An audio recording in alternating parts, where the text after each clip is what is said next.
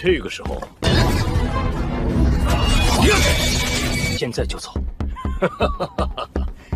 看来贝出力，罗监察使，我们一起去。城南基地室的防御就成了问题。 Halo guys, selamat bertemu kembali di Akur Channel. Saat ini Mimin akan membagikan kembali alur cerita Swallow Star episode 621 sampai 622 atau episode 647 sampai 648 dan tak bosan-bosannya, Mimin ingin memohon maaf yang sebesar-besarnya untuk adegan dalam video dengan alur cerita akan sangat berbeda. Baiklah, tidak usah basa-basi berlama-lama. Selanjutnya kita langsung saja ke ceritanya.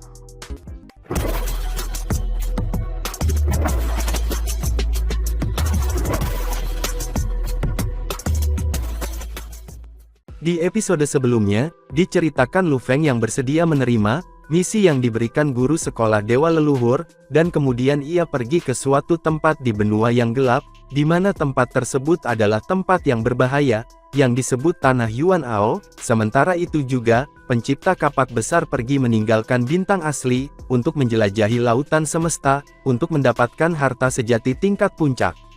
Sementara itu di planet yang memiliki benua yang gelap, ada selaput cahaya 7 warna yang tipis, bagaikan sepotong film di atas langit, yang menutupi benua yang luas itu, dan memiliki perlawanan yang sangat kuat, tetapi Luo Feng dapat dengan mudah melewatinya. Perlawanan ini, aku pikir hanya penguasa sektor yang akan mampu menembusnya. Luo Feng sedikit mengangguk, lalu menuju ke bawah ke tanah. Hanya menjadi tinggi di langit, Luo Feng bisa merasakan kekuatan isap yang sangat kuat dari bawah. Itu begitu kuat sehingga Luo Feng terkejut.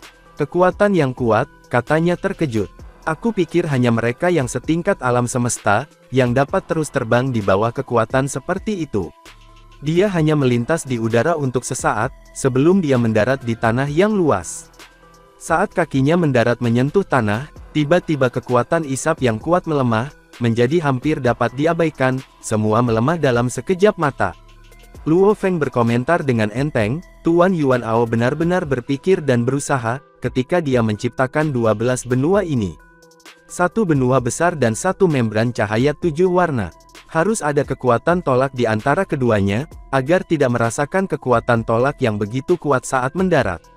Luo Feng tidak bisa tidak mengagumi kemampuan Master Yuan Ao, yang muncul pada periode paling awal, setelah kelahiran alam semesta. Paling tidak, upayanya terbukti dalam penciptaan ke-12 benua ini. Luo Feng mengamati sekelilingnya. Ini adalah dataran kosong dalam kegelapan pekat. Pada pandangannya yang pertama kali, ada banyak kerangka yang tersisa terbaring di tanah, dan banyak yang sudah membusuk. Ada beberapa yang masih kokoh dan utuh, ini sangat jelas, kematiannya ini belum lama. Medan perang ini menempati ruang sekitar 6.000 mil lebarnya, kata Luo Feng pada dirinya sendiri. Di antara mayat-mayat yang tergeletak di sekitarnya, ada beberapa yang sangat terampil, sementara yang lain biasa-biasa saja. Yang terbaik di sini hanyalah penguasa sektor. Dengan kekuatan saktinya, ia menyelidiki seluruh medan perang dan menemukan mayat 3 penguasa sektor. Satu dikubur di bawah tanah sementara 2 lainnya tersembunyi jauh di dalam pegunungan. Di kedua sisi medan perang, ada kota kuno yang tak tertandingi megahnya. Di dinding yang mengelilingi kedua kota, untuk jarak setidaknya 6.000 mil, ada sejumlah besar prajurit yang sedang berpatroli. Para pejuang ini tampak seperti mereka semua, berasal dari ras yang berbeda, dan tembok-tembok kota berbau darah, seolah-olah mereka menggambarkan kisah-kisah paling kejam, yang ditemukan dalam sejarah perang. Medan perang, umpan yang tidak bisa ditembus di kedua sisi. Luo Feng mengalami transformasi cepat, di mana sayapnya menjadi warna hijau gelap, dan gaya rambutnya menjadi pendek dan berapi merah. Kulitnya juga berubah menjadi hijau gelap.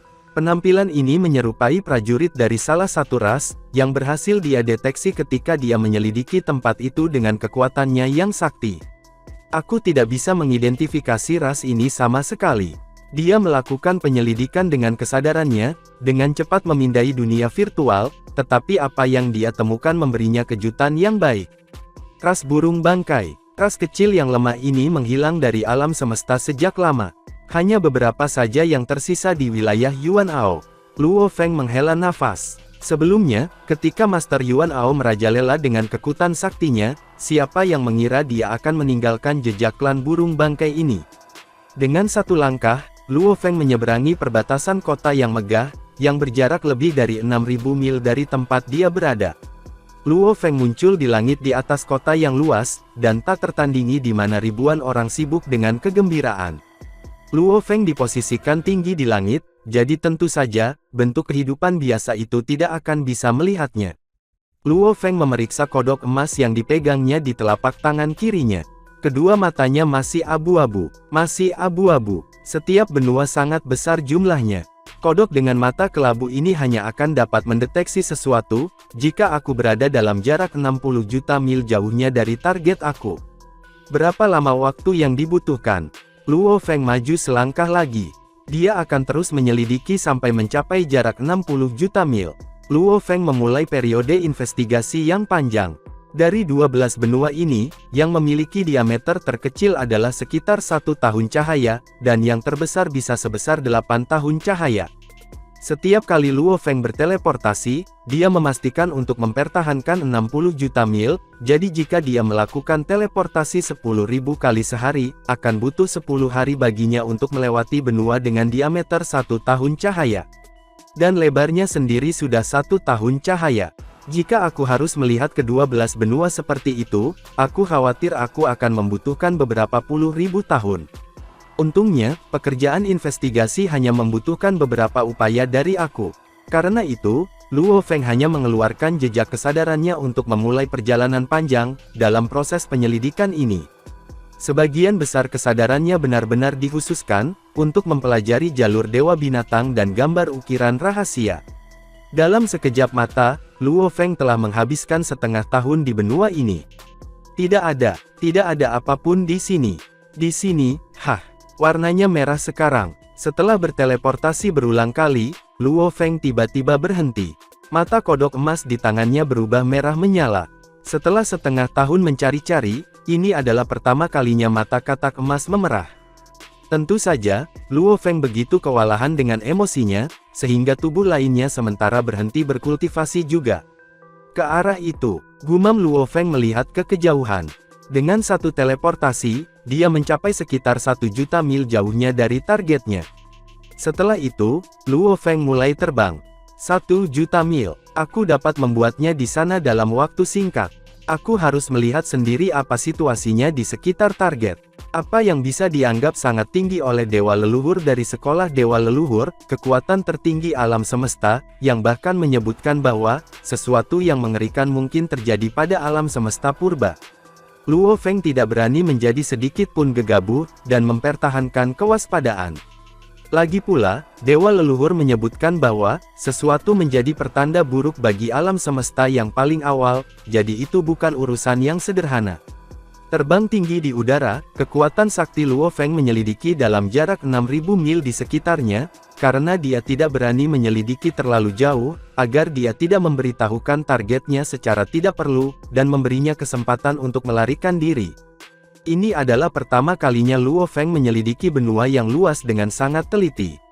Tugas ini menunjukkan kepadanya adegan-adegan yang menggambarkan potongan-potongan kehidupan di benua ini, di mana berbagai peristiwa cinta dan kebencian terjadi di hadapannya. Luo Feng harus melihat keunikan peradaban di benua hitam ini, dengan matanya sendiri, dan itu membuatnya bahagia. Teman yang menarik, orang yang sial. Kekuatan Luo Feng tiba-tiba terkunci di tempat tertentu di benua ini. Keluarga api perkasa, tunggu saja. Aku, akan menjadi yang suci dan yang agung, dan kemudian aku akan meruntuhkan seluruh benteng api yang perkasa ke tanah. Seorang anggota ras yang kekar, terlihat di belakang binatang iblis raksasa dengan gading. Dia tinggi, besar, dan seluruh tubuhnya ditutupi dengan baju besi yang kokoh. Di sisi binatang iblis itu ada 2 kapak besar berwarna merah darah. Di wajahnya, ada bekas luka menebas di separuh wajahnya, dan itu menambah keganasannya. Beraninya kamu menghinaku seperti itu. Aku melayani dia dengan baik, berjuang untuknya dengan hidup aku, namun dia berani menghina aku. Bahkan pelayan aku direnggut dari aku, dan diberikan kepada orang lain. Aku akan membalas dendam, aku pasti akan balas dendam. Aku akan kembali, dan aku akan kembali sebagai yang sangat sakti, dan membasmi seluruh benteng api yang perkasa, sampai tidak menjadi apa-apa selain sebidang tanah yang datar. Penunggang binatang iblis itu mengutuk dan bersumpah. Kemudian binatang iblis miliknya itu, segera berlari dengan cepat. Gemuruh kuku terdengar dari belakang. Penunggang binatang iblis itu melihat ke belakang, dan untuk saat ini, matanya melebar ketika ia menjadi pucat. Di belakangnya, sepasukan sedikitnya 100 penunggang binatang buas menyerangnya dengan niat membunuh. Suara menusuk terdengar dari langit, menyebabkan pengendara binatang buas iblis ini, buah, untuk melihat ke atas. Di udara, ada binatang raksasa yang merah menyala di seluruh tubuhnya, dan baju besi bersayap dan sayapnya dikelilingi oleh cincin api.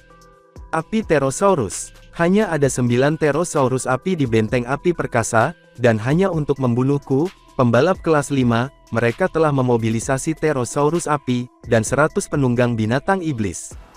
Mata buah menunjukkan ekspresi kegilaan, seketika saat ia meraih senapan yang panjangnya 36 kaki, dari belakang binatang iblisnya dalam satu gerakan cepat. Dengan kedua tangan, dia memegang senapan dan membidik Pterosaurus api yang mendekatinya dari ketinggian di udara. Butir-butir keringat bergulir di wajah buah saat seluruh tubuhnya bergetar. Dia mengertakkan gigi dan menatap. Bukan rasa takut yang dia rasakan, itu karena Pterosaurus api yang turun dari langit sangat menindas.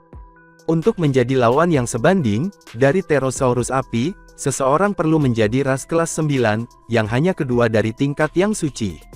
Dia hanya seorang ras kelas 5, menggabungkan upaya 1000 pengendara, levelnya masih akan mampu mengalahkan satu Pterosaurus api. Binatang iblis yang dia naiki berlutut dan jatuh. Buah jatuh dari punggungnya di udara dan jatuh ke tanah dengan cepat. Meskipun tubuhnya dalam keadaan jungkir balik saat ia jatuh, tangannya masih memegang senapan dan mengarah ke udara.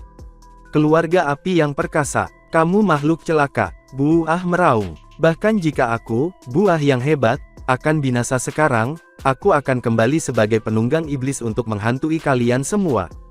Hahaha, pengendara iblis. Dalam mimpimu, Pterosaurus api melayang di udara sementara pengendara binatang iblis lainnya mengejar dengan kecepatan tinggi. Dan segera, buah pun dikepung. Pasukan penunggang binatang iblis ini, Luo Feng menilai dari tempatnya, tinggi di langit dan sepertinya terdiri dari 3 ras yang berbeda. Dalam hal kekuatan, binatang terbang itu mungkin harus dari tingkat bintang yang ke-7, hingga 8 tingkat standar. Meskipun terbang biasanya hanya mungkin bagi makhluk tingkat alam semesta, binatang ini memiliki sayap dan kemampuan bawaan yang bisa diandalkan, jadi terbang sudah hampir memungkinkan. Adapun para pengendara, mereka sebagian besar harus dari standar tingkat wisatawan bintang, paling tinggi dari lot paling banyak, berada di tingkat wisatawan tingkat standar kelas 9. Seorang penunggang yang mengenakan baju besi paling elegan, yang mengendarai seekor binatang putih seputih salju, berkata, buah, aku tidak akan menjadi pengganggu. Anak buahku tidak bertarung denganmu, hanya aku akan bertarung denganmu. Ayo, ayo, paman buah akan memukul pantatmu. Buah, berpegangan pada senapan raksasanya, tersenyum. Dia seperti iblis gila saat menatap pengendara yang tampan. Dia sadar bahwa di depan keluarga api perkasa, dia bukan siapa-siapa, meskipun dia tahu bahwa melakukan perlawanan akan menghabiskan nyawanya, dia tidak akan membiarkannya berbaring. Tiba-tiba, segala sesuatu antara langit dan bumi mendadak menjadi sunyi. Seolah-olah waktu berhenti, bahkan rumput liar di tepi jalan yang membungkuk ke arah angin membeku di posisi masing-masing. Para pengendara dan binatang buas yang melayang-layang di udara juga berhenti bergerak. Apa yang terjadi? Buah ketakutan ketika dia memegang senapannya. Sesosok tubuh mendekatinya perlahan, senyum di wajahnya saat dia melihat buah.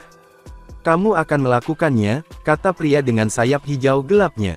Dia memandang buah, dan kekuatan tak terlihat menahan buah. Sekitar 600 mil jauhnya, di tengah dataran yang sepi, buah dilepaskan dan jatuh ke tanah. Dia segera berdiri, sambil terus mengoceh, aku pasti bertemu hantu. Mungkinkah paman buah bertemu dengan hantu iblis? Di mana Pterosaurus api itu? Di mana ini? Pria besar kekar itu menatap sosok yang berdiri di depannya dengan sangat ketakutan. Sosok itu mengenakan jubah hitam yang tampak sederhana dan tidak berbahaya. Dengan sayap dan kulitnya yang hijau tua, dan rambutnya yang merah kemerahan, seluruh tubuhnya tampak memancarkan aura yang samar dan misterius. "Uan," Buah membungkuk segera. Pria misterius itu adalah Luo Feng yang memandang Buah. "Setelah tiba di duniamu, aku perlu menemukan bentuk kehidupan untuk bertanya tentang hal-hal tertentu. Kamu yang terpilih. Aku tahu kamu takut dengan keluarga api perkasa itu. Jangan khawatir, pasukan yang mengejar kamu akan berpikir, kamu telah melarikan diri jauh. Oh, kamu menebak siapa aku? Yang gaib, atau makhluk legendaris, atau seorang setengah dewa?" Ketakutan Buah meningkat. Makhluk di hadapannya ini tahu semua pikiran yang ada di benaknya. Luo Feng tertawa. Berada di tingkat alam semesta, ia dapat dengan mudah melakukan pencarian jiwa pada makhluk lain. Di tingkat penjelajah bintang, mengingat kekuatannya saat ini, tidak mungkin pikiran orang yang begitu lemah bisa lolos dari penyelidikan. Luo Feng menggoda orang ini untuk bersenang-senang, tetapi pada saat yang sama, dia dengan cepat memindai ingatannya untuk melakukan pencarian yang cermat. Dunia yang menarik, anak muda yang menarik. Luo Feng memandang Buah. Pada saat yang sama, dia berbalik untuk melihat jauh ke pegunungan. Apapun yang menyebabkan mata kodok emas menjadi merah adalah ke arah itu, dan apa yang hidup di sana sebenarnya adalah apa yang penduduk setempat sebut sebagai makhluk legendaris. Aku mengagumi karakter kamu, tetapi aku ingin tahu akan jadi apa kamu nantinya jika kamu memiliki kekuatan besar. Luo Feng mempelajari Buah, yang berada dalam campuran ketakutan dan kegelisahan. Tiba-tiba, biji buah kiwi, sesuatu yang biasa yang datang dari alam semesta, muncul di telapak tangan Luo Feng. Itu adalah salah satu bahan yang tak terhitung jumlahnya, yang tersembunyi di dalam cincin dunia Luo Feng. Saat berikutnya, itu berubah menjadi aliran cahaya hijau dan diamankan Buah. Buah sangat terkejut. Dalam sekejap, dia sepenuhnya diselimuti oleh cahaya hijau itu. Di bawah kendali halus kekuatan suci Luo Feng, tubuh Buah terus-menerus menyerap esensi energi, dan mencapai terobosan berulang kali. Tingkat gen kehidupannya melonjak dengan kecepatan yang menakutkan. Hampir seketika, dalam waktu singkat, tingkat alam semesta tingkat 9 dilahirkan. Luo Feng tersenyum ketika dia menyaksikan semuanya terjadi. Karena dia sudah mendapatkan informasi yang dia butuhkan, maka apa yang telah dia lakukan pada Buah, hanyalah karena keacakan untuk menenangkan rasa penasarannya sebelumnya. Bagi seorang ahli alam semesta yang hebat, nilai benih kecil yang diambil dari alam semesta kemungkinan besar bisa diabaikan. Berbalik, Luo Feng melangkah maju dan pergi. Buah merasakan sakit yang tak berkesudahan merembes ke tubuhnya. Itu berasal dari perbaikan gen hidupnya. Dia bahkan tidak bisa berpikir jernih. Dia hampir tidak bisa membuka matanya. Tiba-tiba, bahkan pegunungan di kejauhan menjadi jelas.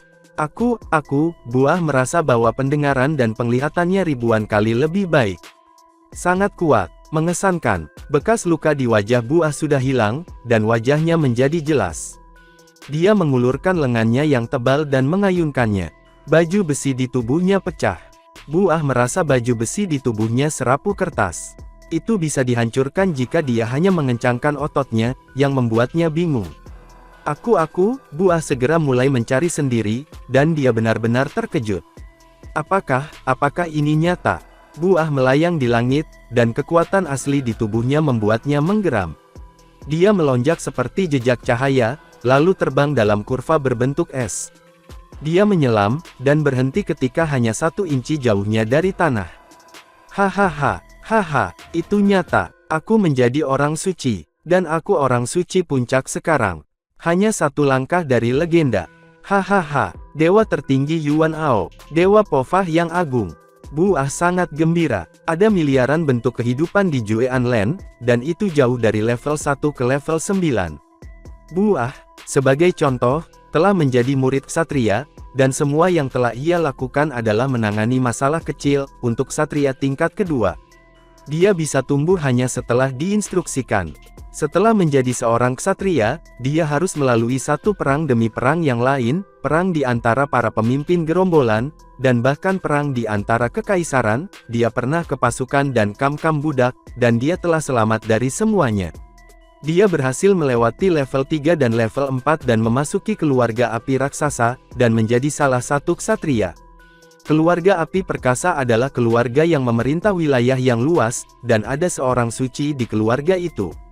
Sangat sulit untuk maju dari level 3 ke level 4. Dan ini adalah kasus dari level 6 ke level 7 juga. Adapun menjadi orang suci dari level 9, itu bahkan lebih sulit. Setelah seseorang menjadi orang suci, ia akan dapat melakukan perjalanan langit dan tanah, dan menjadi makhluk yang hebat di Juean Land. Ketika seseorang menjadi legenda, itu adalah prestasi luar biasa. Akan mudah bagi mereka untuk membangun kerajaan pemimpin gerombolan, dan begitu seseorang menjadi setengah dewa, ia akan dapat membangun sebuah kerajaan. Mereka yang berada di bawah level 3, tidak masalah sama sekali. Butuh beberapa dekade yang dibutuhkan buah, untuk menjadi ksatria tingkat kelima. Santo, sekarang aku adalah orang suci puncak, dan aku selangkah lagi untuk menjadi legenda. Buah sangat senang. Aku mendengar bahwa hanya diberkati oleh Master, dapat membuat kekuatan seseorang meningkat seperti ini. Kalau tidak, mungkin aku butuh ribuan tahun untuk menjadi orang suci puncak. Makhluk besar itu pastilah dewa. Bukankah itu Dewa Pofah? Tubuh buah bergetar. Ada ratusan dewa di tanah Juean, dan masing-masing memerintah wilayah triliunan mil persegi. Ataukah itu dewa yang lainnya? Seketika buah merasakan ketakutan, yang tiada terkira.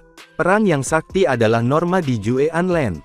Aku tidak bisa memberitahu siapapun, bahkan istri dan anak-anak aku. Ini akan menjadi bencana jika aku melakukannya. Buah mengepalkan giginya dan menyeringai.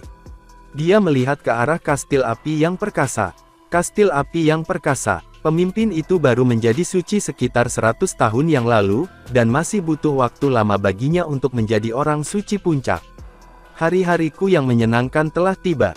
Aku akan memerintah tanah, membangun istana, dan memiliki puluhan ribu wanita yang tinggal di istana aku. Buah mengguncang tubuhnya, dan baju besi itu berubah menjadi abu. Dia mengumpulkan kekuatan aslinya, dan membuat baju besi baru, lalu terbang menuju kastil api yang perkasa itu. Luo Feng berdiri di langit dan mengabaikan gunung di kejauhan. Gunung api perkasa, targetnya ada di sana. Luo Feng melihat ke kejauhan. Dewa leluhur dari sekolah dewa leluhur muncul, apakah itu hidup atau berharga? Luo Feng sudah benar-benar lupa tentang buah yang baru saja diselamatkannya. Dia hanya perlu mengenal dunia, itulah sebabnya dia memilih buah, dan dia memberi kompensasi kepadanya dengan meningkatkan tingkat gen hidupnya. Menurut ingatan buah, gunung di depan Luo Feng disebut Gunung Apai yang Perkasa, dan legenda tinggal di sana.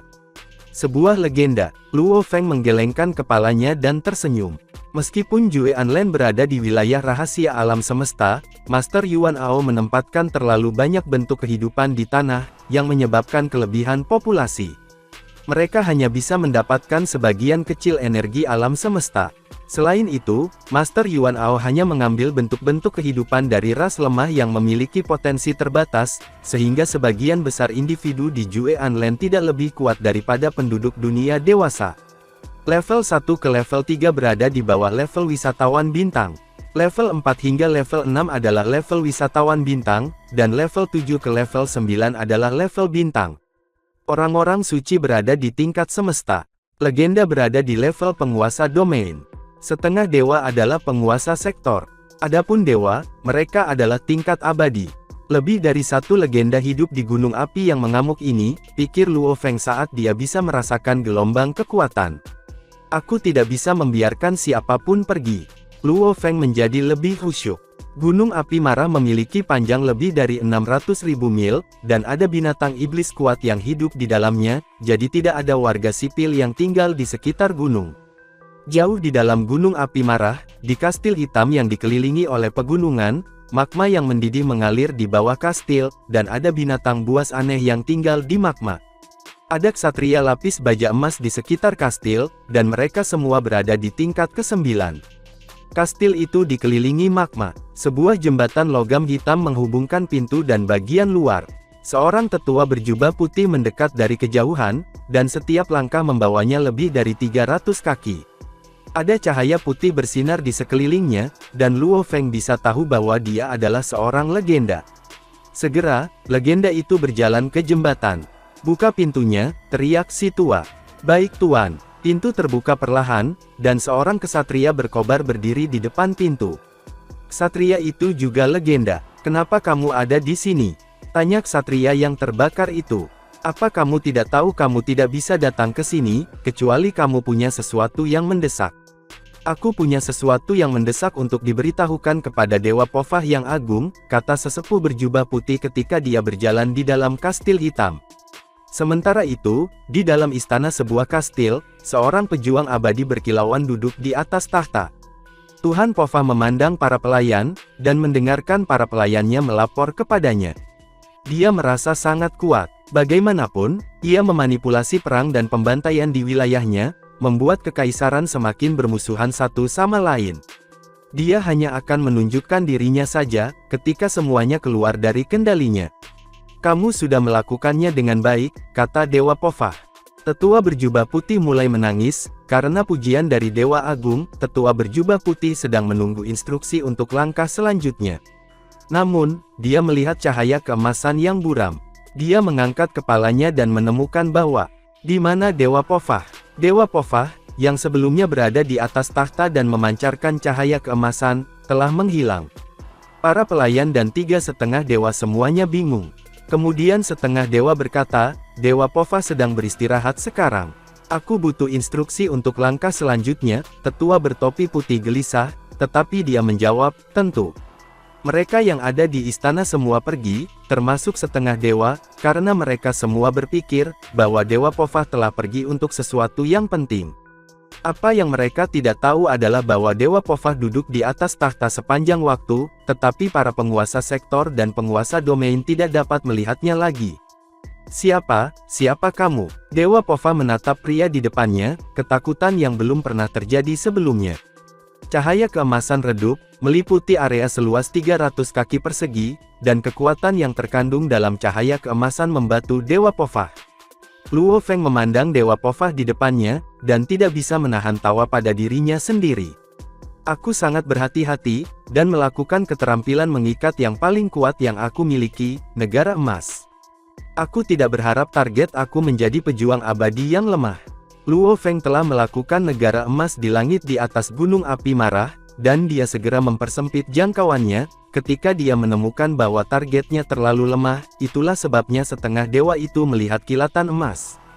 "Ceritakan padaku semua hal penting dalam hidupmu," kata Luo Feng. Tentu, kata Dewa Povah. "Aku lahir di..." Luo Feng tampaknya mendengarkan, tetapi sebenarnya, dia telah melakukan ilusi. Bagaimanapun, pikiran dan kemauannya berada pada tingkat master semesta, dan dia adalah pemimpin kekuatan spiritual meskipun dia tidak pandai ilusi. Dia adalah makhluk yang hebat mengikuti jalan ukiran. Dia telah menciptakan beberapa keterampilan ilusi, yang dengan mudah menjebak Dewa Povah. Luo Feng dengan mudah mencari ingatannya. Luo Feng tahu dari kodok emas bahwa targetnya adalah Dewa Povah di depannya. Namun, ia tidak bisa percaya bahwa seorang pejuang yang abadi, dapat membahayakan alam semesta semula atau bahwa dewa leluhur mengirimnya, hanya untuk ini. Luo Feng merasakan sesuatu yang salah. Dia bisa merasakan bahwa Tuhan Povah hanyalah bagian dari keseluruhan. Seorang pejuang abadi yang hidup untuk selamanya memiliki ingatan yang sangat luar biasa.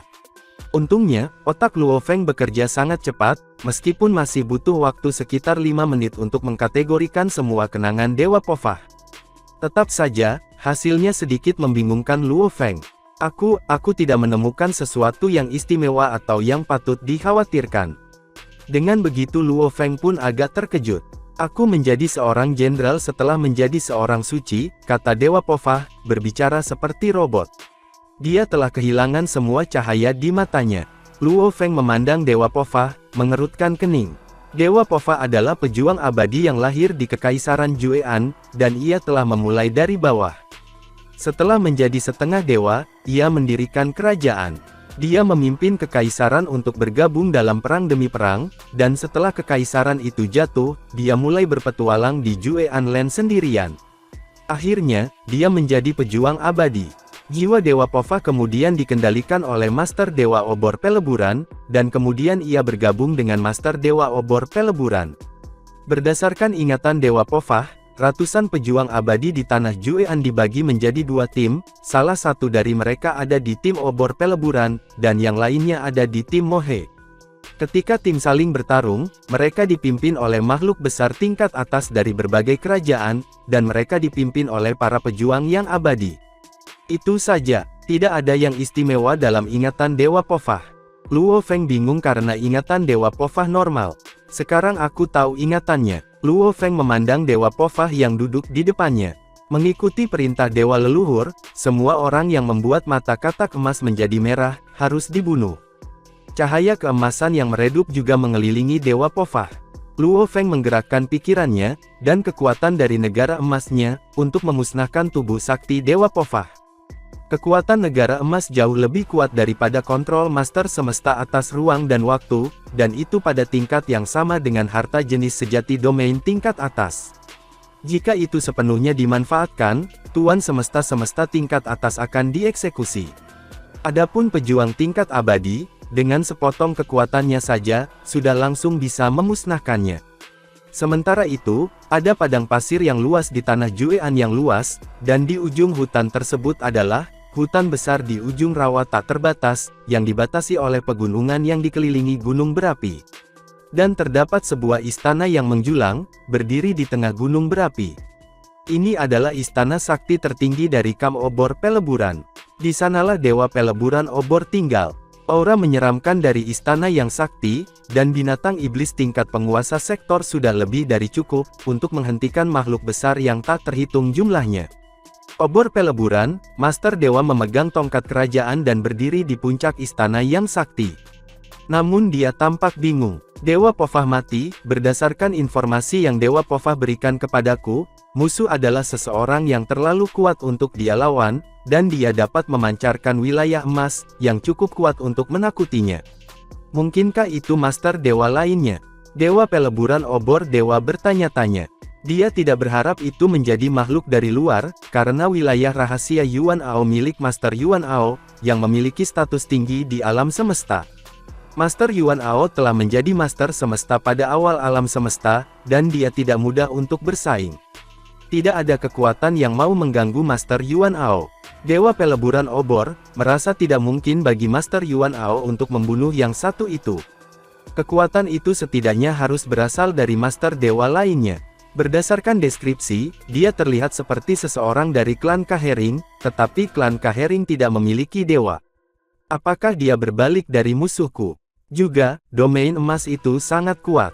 Apakah itu dari jenis domain harta sejati? Atau harta jenis domain? Hanya ada beberapa lusin ksatria alam semesta di bawah Master Yuan Ao, dan hanya 3 dari mereka yang telah dianugerahi harta sejati. Kenapa dia tidak langsung membunuh Dewa Pofah? Obor Peleburan, Master Dewa kesal.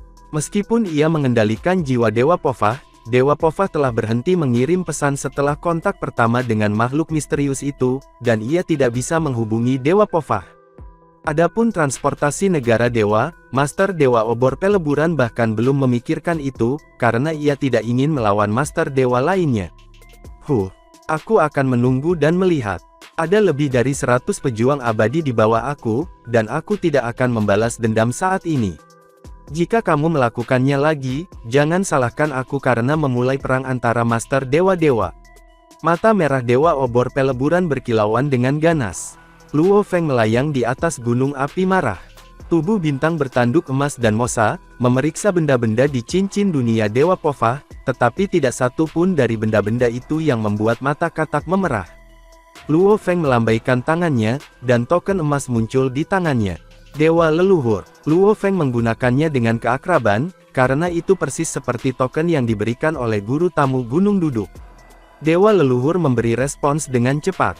Ada apa, Luo Feng? Aku menemukan target yang merupakan pejuang abadi yang biasa. Dia adalah orang yang membuat mata katak menjadi memerah. Aku telah memeriksa ingatannya, dan bahwa pejuang abadi selalu hidup di Juean Land. Tidak ada yang istimewa dari dirinya. Luo Feng melaporkan. Apakah aku menyelesaikan tugas? Hahaha, tunggu sebentar, Luo Feng. Kamu hanya membunuh seorang pejuang abadi yang sama sekali tidak berbahaya bagi alam semesta asli. Teruslah membunuh. Bunuh semua orang yang membuat merah mata katak emas. Lalu kapan aku harus berhenti? Tanya Luo Feng, karena dia tidak ingin terus membunuh. Aku akan memberitahumu ketika itu selesai, dan asal mula alam semesta akan memberitahuku juga. Pergilah, Luo Feng. Menurut instruksi yang diberikan oleh semesta asal, bahwa Dewa Pova hanya seorang prajurit kaki. Teruslah mencari. Komunikasi terputus. Luo Feng menyingkirkan token emas, dan menggelengkan kepalanya. Kodok emas hanya dapat memeriksa area seluas 100 juta kilometer persegi. Jue Anlen sangat besar, dan aku baru mencari sebagian darinya setelah setengah tahun. Jika aku terus melakukan itu, aku mungkin memperingatkan seseorang. Untungnya, tidak ada seorang pun di Jue Anlan yang dapat melarikan diri dari aku, kecuali ada beberapa makhluk tertinggi yang tersembunyi. Aku mungkin juga baru mulai.